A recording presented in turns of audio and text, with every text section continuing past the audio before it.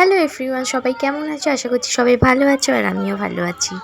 তো আজকে ভিডিওটা দেখেই বুঝতে পারছো আজকে ভিডিওটা একটু অন্য রকমের।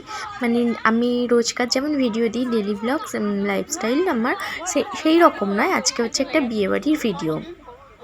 তো আমি জীবনে প্রথম হচ্ছে কোনো মুসলিম বিয়ে দেখব। তো খুবই এক্সাইটেড ছিলাম আমি বিয়েটা দেখার জন্য, কারণ আমি কোনোদিনও এরকম বিয়েবাড়ি দেখিনি। তো খুব ইচ্ছা ছিল যে এইরকম একটা বিয়েবাড়ি দেখার। তো প্রথম থেকে শেষ অবধি কী অনুষ্ঠান হয় না হয়, ওদের কী রিচুয়াল আছে না আছে, আমি সব কিছুই একটা দেখতে চেয়েছিলাম, দেখবো সব কিছুই ক্যামেরাবন্দি করবো, এইরকমই একটা ভেবেছিলাম। কিন্তু সেইটা আমার হয়ে ওঠেনি। তো এইটা হচ্ছে বিয়ের আগের দিন, যেদিন মেহেন্দি থাকে সেই দিন সন্ধেবেলার অনুষ্ঠান, এটা মেহেন্দির অনুষ্ঠান যেটাকে বলে। তো আমি যখন যাই তখন দেখছি যে এইরকমভাবে সব কিছু অনেক রকমের খাবার সাজিয়ে, তো সবাই ওকে একটু করে খাওয়াচ্ছে। আমি কিন্তু কোনো নিয়মের নাম কিছু বলতে পারবো না। নর্মালি আমি যেটা জানি মেহেন্দি হলদি এগুলো যেগুলো বলে সেই রকমই আমি করে বলছি। এটার যদি আলাদাভাবে কোনো কিছু নাম থাকে আমি কিন্তু সেই নামটা জানি না। কিন্তু এইটা হচ্ছে যে ওকে সবাই ওর বাপের বাড়ির লোক, শ্বশুরবাড়ির কেউ নয়, বাপের বাড়ির লোকেরা সবাই মিলে সব আত্মীয় স্বজনরা ওকে একটু একটু করে যেটা যার যেটা ইচ্ছা সেই খাবারটা ওকে খাইয়ে দিচ্ছে।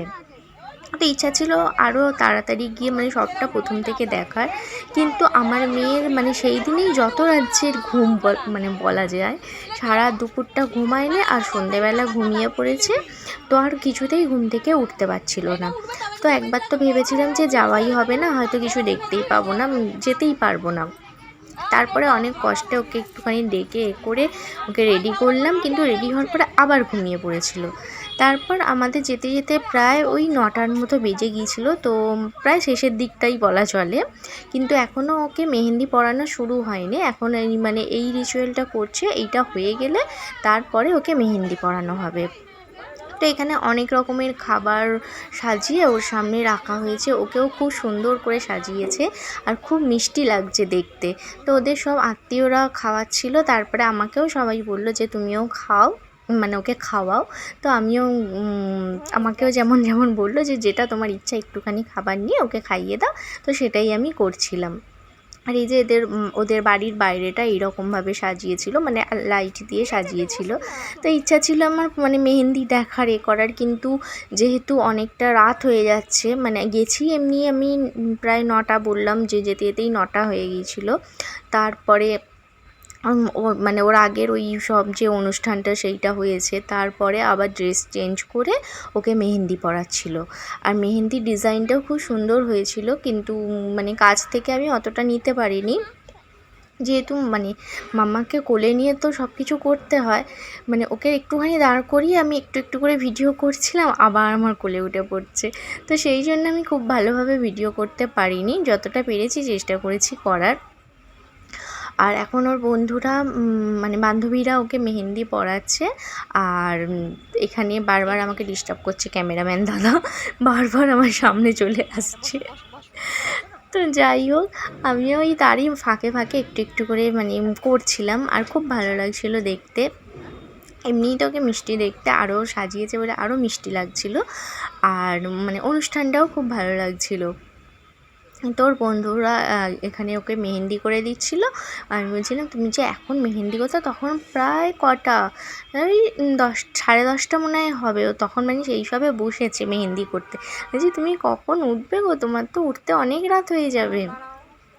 বলছে হ্যাঁ আমার উঠতে অনেক রাত হয়ে যাবে, যে আবার তোমাদের ভোরবেলা তো আবার উঠতে হবে। বলছি কী আর করা যাবে।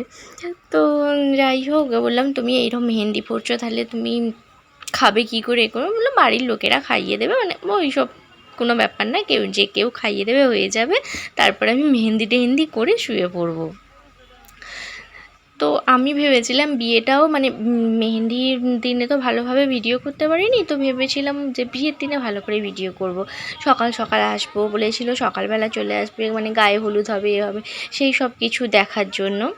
তো সেই দিনেও আমার এমনই সকাল সকাল যেতে পারলাম না, বিয়ের দিনেও যেতেই অনেকটা দেরি হয়ে গিয়েছিলো, কটা সেদিনও প্রায় আমার অনেকটাই দেরি হয়েছিল যে একটু তাড়াতাড়ি যাবো, আমি গায়ে হলুদ দেখবো, এ দেখবো, কিছুই হয়ে ওঠে না। আসলে ছোট বাচ্চা নিয়ে তো সব কিছুটা মানে সম্ভব হয় না।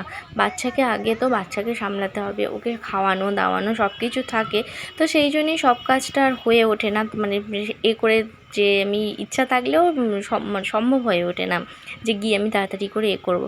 তবু তো মানে মেহেন্দির দিনে তবু আমি কিছু মানে ভিডিও করতে পেরেছি, যতটাই ভিডিও করতে পেরেছি সবই ওই মেহেন্দির দিনেই, যে ওকে মেহেন্দি পরাচ্ছে বা তার আগে যে ওই খাওয়ানোর এটা ছিল ওইটা করছে, তো সেইগুলো তবু আমি করেছি। কিন্তু বিয়ের দিনে এতটাই তাড়াহুড়ো মানে ছিল, আমাদের যেতে দেরি হয়েছে, তার মানে গায়ে হলুদ ওই হলদি টলদি যেটাকে বলে সেটা তো একদমই কিছু দেখতে পারিনি। আমি যখন গেছি তখন ও অলরেডি সেজে গুজে বসে আছে, মানে ওই গায়ে হলুদ টায়ে হলুদ সকালবেলা হয়ে গেছে, এমনি সেজে বসে আছে, যেমন বিয়ের এতে সাজে সেই রকমই সেজে বসে আছে। আর এত পরিমাণে গরম হচ্ছে, বৃষ্টি হচ্ছে, সব কিছু মানে একসাথে হয়ে গিয়ে না আমারও মুডটা পুরো মানে ঘেটে গেছে। মানে গরমে আমি নিজেই পারছি না যে কোনো কিছু মানে ভিডিও করব এ করব, গেছে এত একে শাড়ি পরেছি কষ্ট হচ্ছে। আর এমনি বিয়েবাড়িতে তো একটুখানি সাজতেই হবে, ভালোভাবে শাড়ি টাড়ি পরতেই হবে, তো সেইগুলো করেই এত কষ্ট হয়ে গেছে, তো সেই জন্য আর ভালো করে আমার বিয়ের দিনে ভিডিও করাই হয়নি। তো এই যে এবার রাত্রি হয়ে গেছে, মানে মেহেন্দির দিনের কথাই বলছি, এখন রাত হয়ে গেছে, এবার বাড়ি যাব।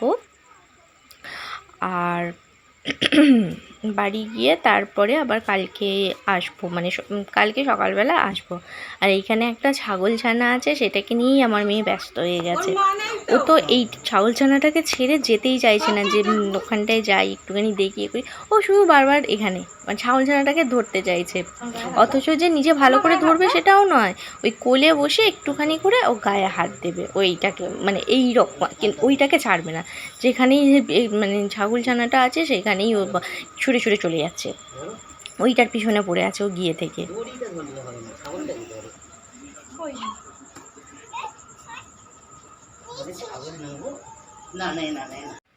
তো এই যে পরের দিনে বিয়ের দিনের ভিডিও, একদমই ভিডিও করতে পারিনি। এই প্রথমেই একটুখানি ভিডিও করেছিলাম যে ঢোকার সময়, তারপরেই তো বৃষ্টি শুরু হয়ে গিয়েছিলো। আর এই যে কনেকে সাজিয়েছে, খুব সুন্দর লাগছে, কিন্তু খুব মানে নিজেরই ভাল লাগছে না যে আমি কোনো কিছু ভিডিও করতেই পারলাম না। ভেবেছিলাম বিয়েটাও দেখবো, কিন্তু সেটাও দেখতে পারিনি, কারণ মেয়েকে ঘুম পাড়ানোর চক্করে চলে আসতে হয়েছে।